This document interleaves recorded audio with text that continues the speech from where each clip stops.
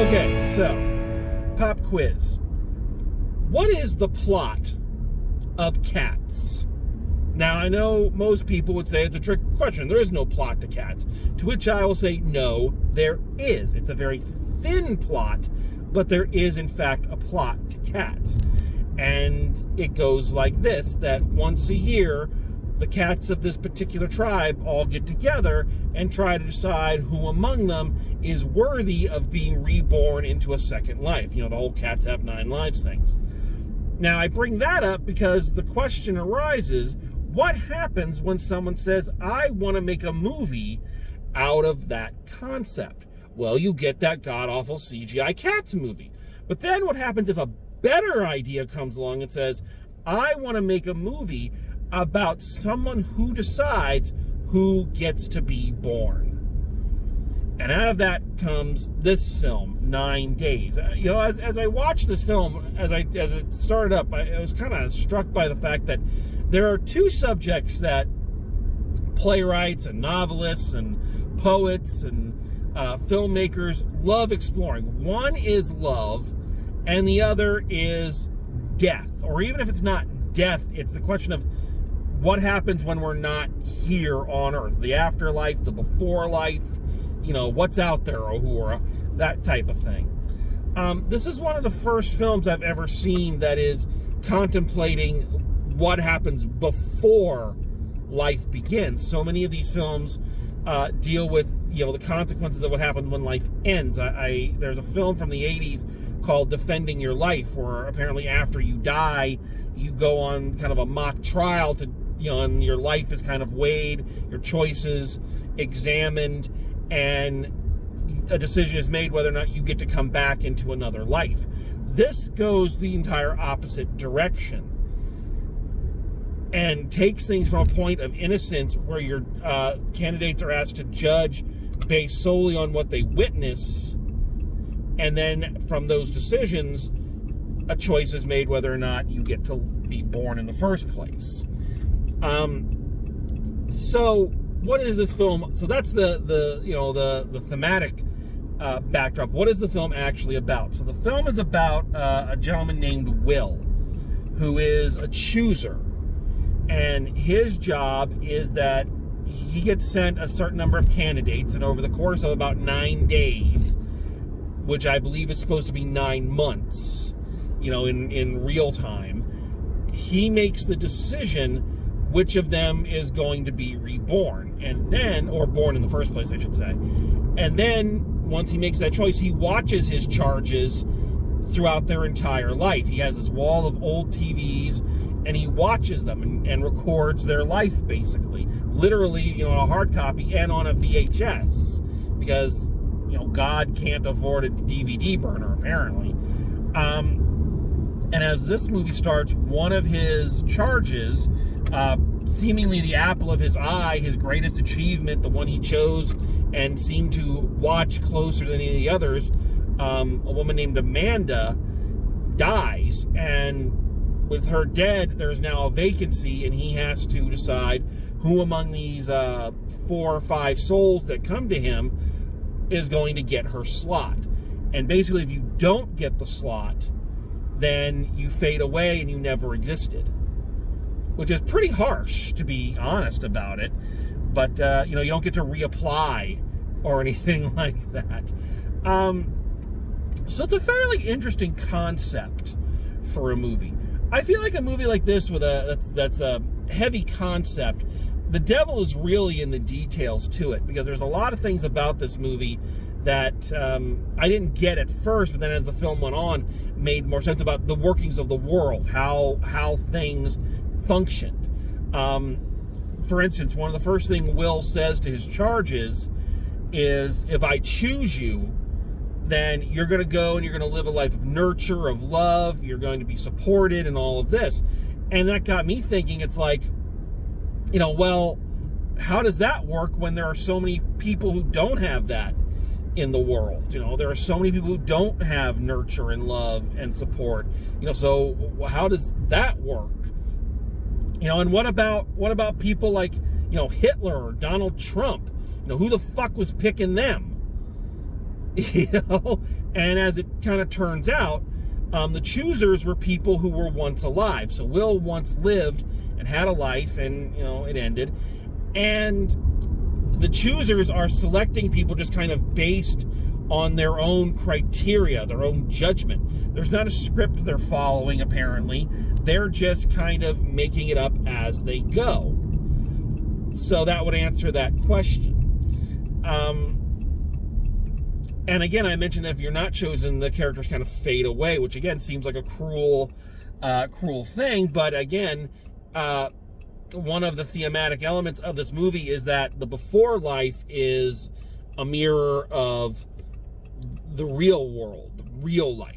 And as we all know, life can be inherently cruel sometimes. So things don't always, bad things happen to good people, and good people, die and don't have, happy endings sometimes. So it's kind of a reflection on that.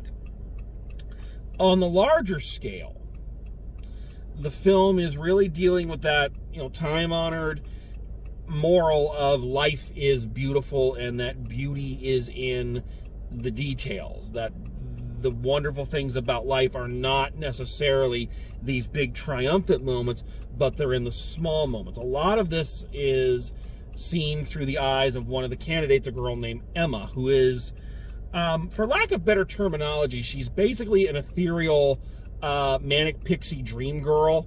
She's not quite that archetype, but she is the one that kind of shows up when she wants to. She doesn't answer the questions in the appropriate way.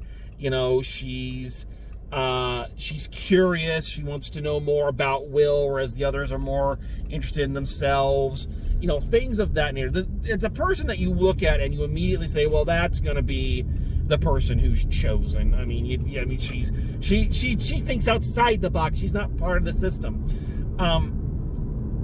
But what she is actually there for in the arc of the film is to connect Will back with his own humanity and reassert the notion that it's okay if your life wasn't perfect. It's okay if you failed. It's okay if you didn't live up to whatever expectations you felt you were supposed to live up to. What's important is that you had good moments. You had beautiful moments. There's a scene, one of the tests he puts them through is he has the candidates watch the screens of his charges and tells them to write down the things that they like. And she, whereas everyone else kind of writes down a few things, she fills up almost an entire book with, smells and tastes and touch. So that kind of gives you an idea of what's going on. So, larger picture, who gets to be born and what criteria is being used. Smaller picture, the reestablishment that life is beautiful. And that, not just that life is beautiful, but that you can find happiness in the small things. Big things and big moments are great, but they don't necessarily bring happiness.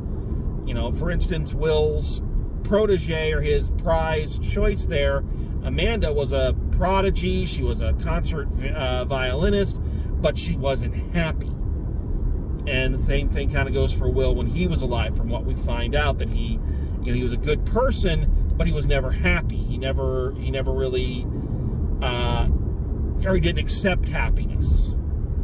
So these are the thematic elements. And overall, I think the movie does a great job in giving us, let's say, familiar messages. No, these messages are not earth-shattering. These are ones that dozens of movies have made. But it's giving us familiar messages in very simple and very beautiful ways. It really uses the visual medium to its height. Great example. Whenever Will turns down someone and says, "Okay, you've been eliminated from contention, or you're not right for this position you've applied for," is the language he uses. Before they kind of fade away into nothingness, he gives them an opportunity to live a moment. He says, "What's a moment that you really liked? And I'm going to do my best to recreate it." And one person says that they wanted to go to the beach, so he creates kind of a fake beach scene in his basement. One woman says she wants to go for a bike ride, and he creates this very elaborate bike ride with, projectors and, moving the bike manually behind her, and dropping, flowers on her to kind of simulate riding through a forest. It's cinematically, it's gorgeous. It's a really gorgeous couple of moments, and again, not getting up on that old soapbox and delivering the same old message that we've heard from films like this a dozen times before, but letting the moment kind of speak for itself. It's showing us that life is beautiful, and it's in the moment instead of telling us, and I appreciate that. It's showing us that in a very, very nice way. I enjoyed this film quite a bit, but I'm going to be honest, it does have some flaws to it. But unlike a lot of films that I talk about that I feel have flaws, I feel like these flaws are more in line with personal artistic taste rather than a flaw in the filmmaking itself. Clearly, everything that's on screen is what the director wanted. Much like with The Green Knight, we're seeing a director who had a very clear vision in mind and needed specific things to get that vision across. I'm looking at it from a directing and playwriting standpoint, because that's my jam, and I'm saying I get the choices you made, but they're not the choices I would have made. That doesn't make them wrong, it just doesn't make them what I would have done. So take that for whatever it means. Primarily, I feel the pacing of this film is it's very independent in its pacing. Independent movies are very slow in their pacing. And there's just a lot of shots of people sitting or standing. And I understand why they're doing that, but it slows the film down. And for me, I can take some of that, but when the whole movie is that, I feel like there's a disconnect between me and the film. I had this exact same argument with Becca about The Green Knight. I also feel like the dialogue is good, but when I heard about this movie, I was thinking, again, from a playwriting standpoint, that we're going to hear some great dialogue. This is going to be very theatrical in the writing of the dialogue, and it is there, but the performances are very slow, very drawn out. Will has a very, very low energy character. Someone who's attacking this his task as a job. He's trying to make the right choice. He's being cold and detached. And you get that because it's a very sharp contrast to where his character is going to end up by the end, when he kind of rediscovers beauty and life and comes to realizations and makes a change and so on and so on.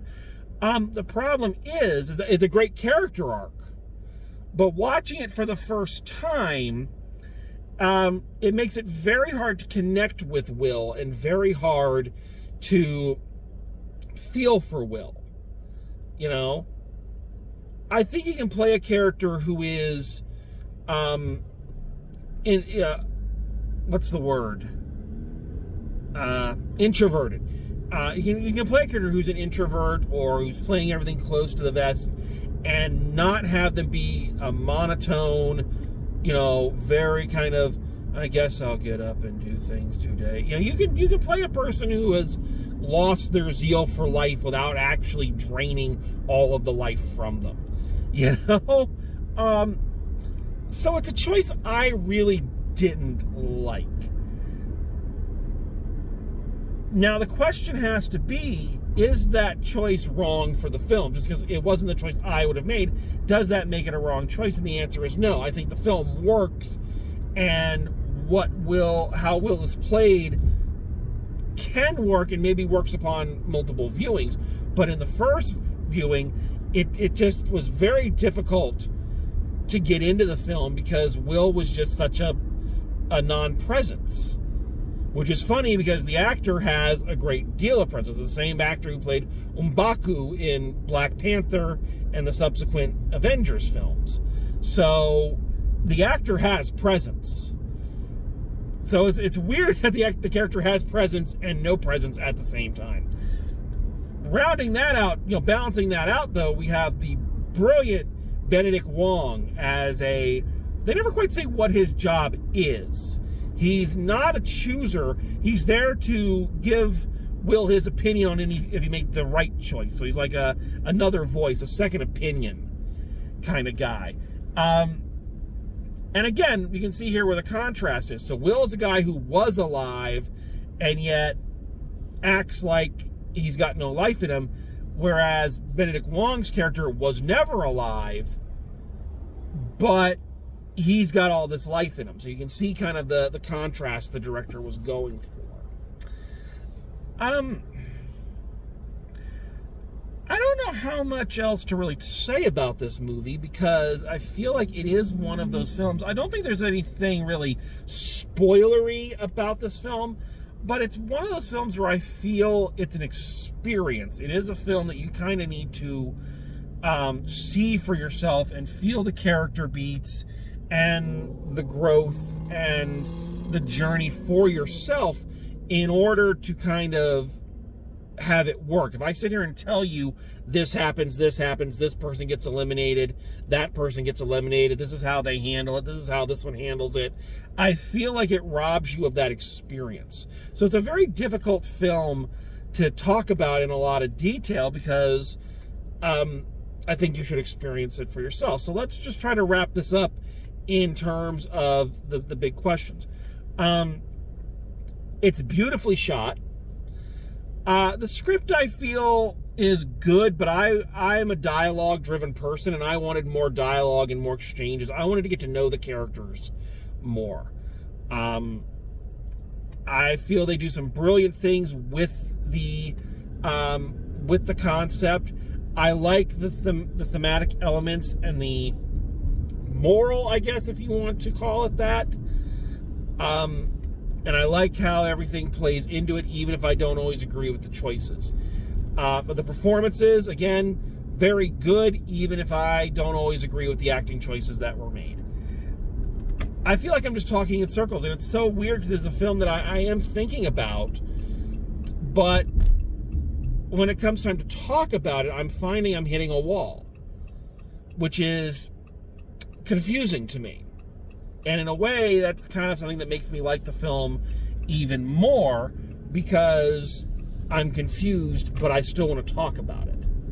It's not one of those films that confuses you because it's ridiculous and you go, well, I just don't want to think about this. It's a film that confuses me and I want to say, okay, why is that? Why am I running into these blocks creatively when trying to discuss it?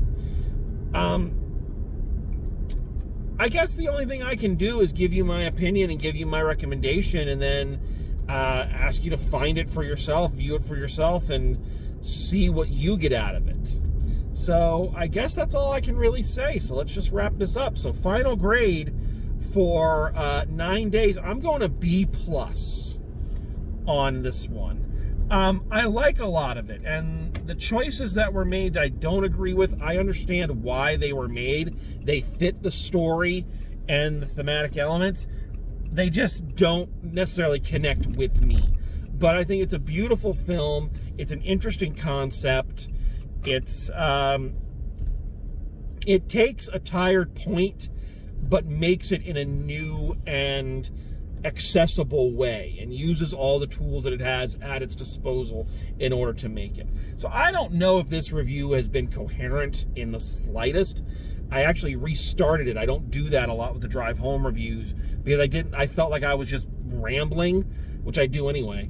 So I don't know how good of a review this one actually is, but the film itself is worth a look. So especially given the situations we're in, the world we live in, the world we've been living in the last year and continue to live in, that maybe we need to be reminded that sometimes small things are beautiful. And, we can still enjoy life. It's still okay to enjoy things. So That's my opinion. I don't know how good it is. So, so there we have it. So thank you for watching. I'm sorry this one was not so good. I'll try to do better on the next review I do. So until then, as always, drive safe, and I will see you at the movies.